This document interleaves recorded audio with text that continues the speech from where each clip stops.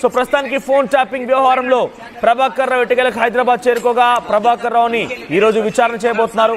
ఇప్పటికే ప్రభాకర్ రావు కోసం పెద్ద ఎత్తున క్వశ్చన్స్ కూడా సిద్ధం చేసినట్టు తెలుస్తోంది. అసలు ఫోన్ ట్యాపింగ్ కోసం ఇరాక్ నుంచి ఎటువంటి సాఫ్ట్వేర్ కొనుగోలు చేశారు, ఇరాన్ లేదా ఇరాక్ నుంచి ఎటువంటి సాఫ్ట్వేర్ కొనుగోలు చేశారు, అసలు ఈ పలానా వ్యక్తుల ఫోన్ ట్యాపింగ్ చేయమని చెప్పింది ఎవరెవరి ఫోన్ ట్యాప్ చేయాల్సి వచ్చింది, ఆ ద్వారా ఎటువంటి సమాచారం తీసుకున్నారు, ఎంత పెద్ద మొత్తంలో మీరు ఆర్థికంగా లాభపడ్డారు, ఎంత పెద్ద మొత్తంలో అటు ప్రభుత్వాలు అప్పటి ప్రభుత్వం బీఆర్ఎస్ పార్టీ ప్రభుత్వాన్ని సహకరించారు. సో దీని వెనుక ముఖ్యమంత్రి హస్తం ఏదైనా ఉందా, దీని వెనుక కేటీఆర్ హస్తం ఏదైనా ఉందా, దీని వెనుక హరీష్ రావు హస్తం ఏదైనా ఉందా, ఇలా పెద్ద ఎత్తున క్వశ్చన్స్ ని ప్రభాకర్ రావు పైన సంధించబోతున్నారు.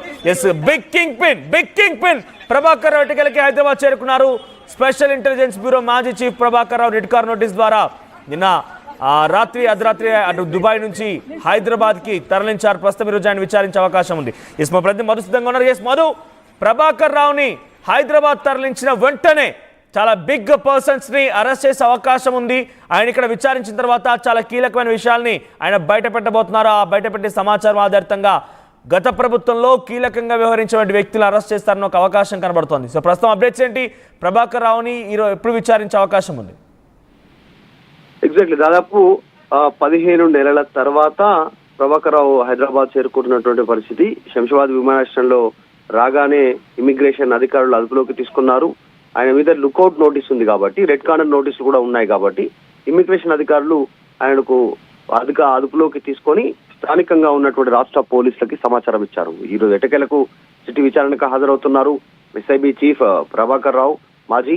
సో ఆ సమయంలో ఫోన్ ట్యాపింగ్ కి సంబంధించిన అంశంలో ఎవరో ఆదేశాలు ఇచ్చారు, ఈ ఫోన్లు ట్యాప్ చేయాలనేటువంటిది మౌఖిక ఆదేశాలు ఉన్నాయా లేదంటే వ్రాతపూర్వకమైనటువంటి ఆదేశాలు ఉన్నాయా, ఎందుకోసం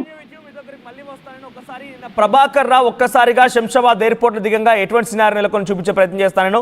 ఇక్కడ విజువల్ చూడండి, ప్రభాకర్ రావు ఒక ఎస్ఐబి మాజీ చీఫ్, స్టేట్ ఇంటెలిజెన్స్ బ్యూరోకి మాజీ చీఫ్గా పనిచేస్తారు. బీఆర్ఎస్ పార్టీ హయాంలో ప్రధానంగా ఫోన్ ట్యాపింగ్ వ్యవహారంలో ఒక కీలకమైనటువంటి ప్రధాన పాత్రధారిగా సూత్రధారిగా ఆరోపణలు కూడా ఉన్నాయి. ఈయనే అన్నింటి వెనుక హస్తం ఉన్నట్టుగా చాలా క్లియర్గా అందరూ కూడా చెప్తున్నారు. ఇప్పటివరకు విచారించిన రాధాకిషన్ రావు కానివ్వండి, భుజంగరావు కానివ్వండి, గట్టుమల్లు కానివ్వండి, తిరుపతి రావు, వీళ్ళందరూ కూడా పెద్ద ఎత్తున చెప్తుంది కేవలం ఒక ప్రభాకర్ రావు గురించి చెప్తున్నారు అంతా కూడా. అయితే ఈరోజు శంషాబాద్ ఎయిర్పోర్ట్ దిగగానే చూడండి ఆయన చుట్టూ ఎంతమంది బౌన్సర్స్ ఉన్నారో, 70 మంది బౌన్సర్స్ని తన కుటుంబం తన కోసం ఏర్పాటు చేసిందట. 70 మంది ప్రైవేట్ బౌన్సర్లని తన కుటుంబం ఏర్పాటు చేసింది. మీడియా ప్రతినిధులు క్వశ్చన్ చేస్తే వారిపైన కూడా దాడి చేశారట. మీడియా ప్రజలు అక్కడికి చేరుకొని ప్రభాకర్ రావు వచ్చి రాగానే ఏం చెప్పాలనుకుంటున్నారు, ఆరోగ్య పరిస్థితి ఎలా ఉంది, విచారణ ఏం చెప్తారు, విచారణ ఎదుర్కోవడానికి సిద్ధంగా ఉన్నారనేటువంటి క్వశ్చన్స్ గాను మీడియా ప్రతినిధుల పైన అక్కడి బౌన్సర్స్ దాడి చేశారట. ఇక దాడిలో పలువురు మీడియా ప్రతినిధులు కూడా గాయపడ్డారు. సుమారుగా ప్రభాకర్ రావు 10 గంటల ప్రాంతంలో సిట్ విచారణ హాజరవుతారని తెలుస్తోంది. సో 70 మంది బౌన్సర్లతో వచ్చి రాగానే శంషాబాద్ ఎయిర్పోర్ట్లో ఒక హైడ్రామా సృష్టించారు ఆయన. బౌన్సర్లు ఏకంగా ఎయిర్పోర్ట్ సిబ్బందితో పాటుగా మిగిలినటువంటి కొంతమంది ప్రయాణికుల పైన కూడా బంధువులు బౌన్సర్లు దాడి చేసినట్టు తెలుస్తోంది. సో మీడియా ప్రజలపైన దాడికి సంబంధించి ఒకసారి లైవ్ దృశ్యాలని ఆర్టీవీ స్క్రీన్ పై చూడండి. ఒకసారి ప్రభాకర్ రావు వచ్చి రాగానే ఎటువంటి సినారీ నెలకొందో శంషాబాద్ ఎయిర్పోర్ట్ లో ఆ దృశ్యాలు గమనించండి.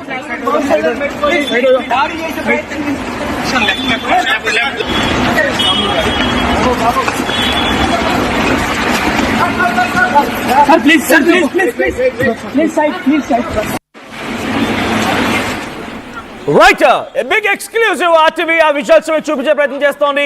బౌన్సర్లతో మీడియా ప్రతినిధుల పైన ఎస్ఐబి మాజీ చీఫ్ దాడి చేయించే ప్రయత్నం చేశాడు.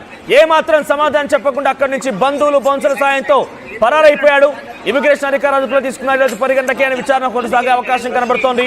10 గంటలకి ఆయన విచారణకి హాజరవుతారు. చూడండి ఒకసారి అక్కడికి మీడియా వాళ్ళు వచ్చి క్వశ్చన్ చేస్తుంటే ఆయనకి ఒక హై సెక్యూరిటీ 70 మంది బౌన్సర్లు, 70 మంది బౌన్సర్లు, ఒకరి కాదు ఇద్దరు కాదు, 70 మంది బౌన్సర్లు ఒక ప్రధాన అక్యూజ్డ్ గా ఇతరులు మాట్లాడుకునే ఫోన్ సంభాషణ ఒక అక్యూజ్డ్ గా నిందితుడిగా ఉన్నటువంటి ప్రభాకర్ రావుకి ఇంత పెద్ద సెక్యూరిటీ ఈరోజు ఏర్పాటు చేశారు అని అంటే డెఫినెట్ గా దీని వెనుక బీఆర్ఎస్ పార్టీ హస్తం కూడా ఉంది అనేది ఒక అనుమానం కూడా ఉంది. సో గతంలో అనేక మార్లు అటు కేటీఆర్ అమెరికా పర్యటన వెళ్ళినప్పుడు కూడా ప్రభాకర్ రావు తో భేటీ అయిన ఒక చర్చ, ఒక ఆరోపణలు కూడా ఉన్నాయి.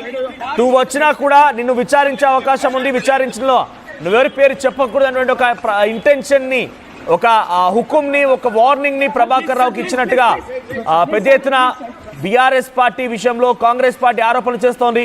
చాలా మంది కాంగ్రెస్ పార్టీ నాయకులు ఇదే మాట మాట్లాడుకొచ్చారు. చూడండి, ఆయన రాగానే ఒంటరిగా వచ్చారు, కానీ వచ్చినాగానే వందల సంఖ్యలో బౌన్సర్. ఇక్కడ దాడి తాలూకు దృశ్యాలు చూడండి. ఇక్కడ దాడి తాలూకు దృశ్యాలు, తర్వాత అరెస్ట్ దృశ్యాలు మీరు ఆర్టీవీ స్క్రీన్ పైన చూస్తున్నారు. వచ్చిరాగానే ఆ బౌన్సర్ అందరినీ పక్కన పెట్టేసి ప్రభాకర్ రావును అరెస్ట్ చేశారు పోలీసులు. ఒకసారి ఆ లైవ్ విజువల్స్ చూద్దాం.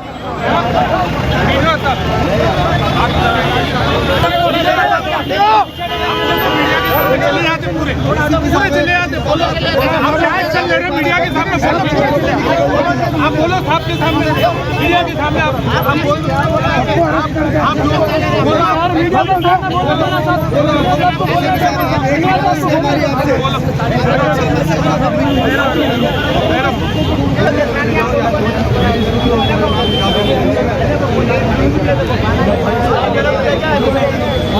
हमारे भाग्य जाड़ों में तो उनको मारे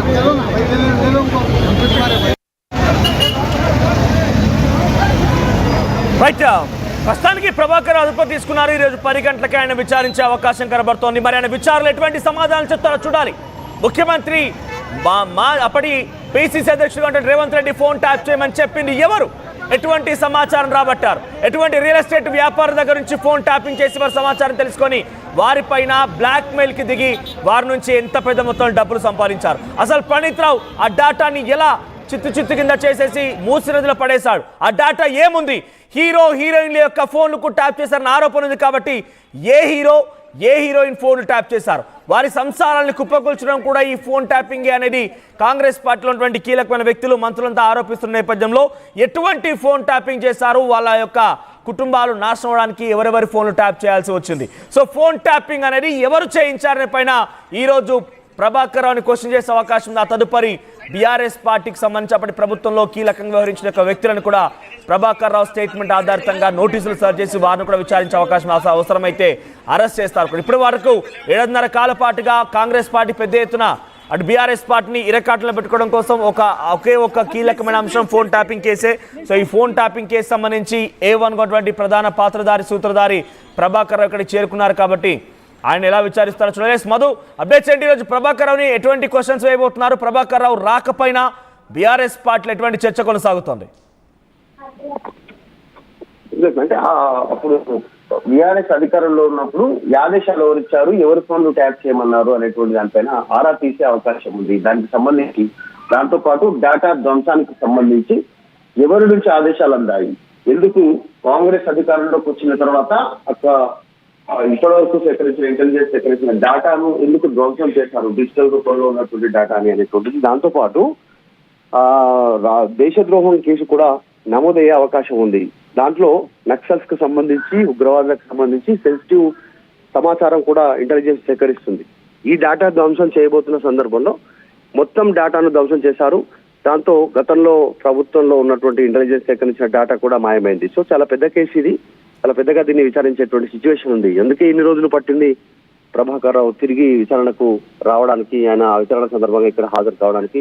దీనిపైన చాలా పెద్ద ఎత్తున దృష్టి పెడతా ఉన్నారు. ఆఫీస్ కూడా మాసప్ ట్యాంక్ లో ఉన్నటువంటి ఈ సిటీ విచారణ ఆఫీస్ ని మాదాపూర్ ఆఫీస్ కి చేంజ్ చేశారు. దీంట్లో కూడా చాలా వ్యూహాత్మకంగా, చాలా సుదీర్ఘమైనటువంటి విచారణను ప్రభాకర్ రావు ఎదుర్కొనే అవకాశం ఉంది. ప్రభాకర్ రావు కేసులో నుంచి తప్పించుకునే అవకాశం కనిపించట్లేదు. ఇప్పటికే కేసులో చాలా మంది జైలుకు వెళ్లారు, మరి తిరిగి బెయిల్ పైన రిలీజ్ అయినటువంటి పరిస్థితి ఉంది. సో ప్రభాకర్ రావు కూడా ఖచ్చితంగా జైలుకు వెళ్లే పరిణామాలు కనిపిస్తా ఉన్నాయి. కాకపోతే ప్రభాకర్ రావు నోరు విప్పితే ఎవరి పేర్లు బయటకు వస్తాయి అనేటువంటిది చర్చనీయాంశంగా మారుతా ఉంది. ప్రభాకర్ రావు ఎందుకంటే అప్పుడు ముఖ్యమంత్రిగా కేసీఆర్ ఉన్నారు, మంత్రులుగా హరీష్ రావు ఉన్నారు, కేటీఆర్ ఉన్నారు. వారి ఆదేశాల మేరకు ప్రభుత్వంలోని కీలకమైనటువంటి వ్యక్తులు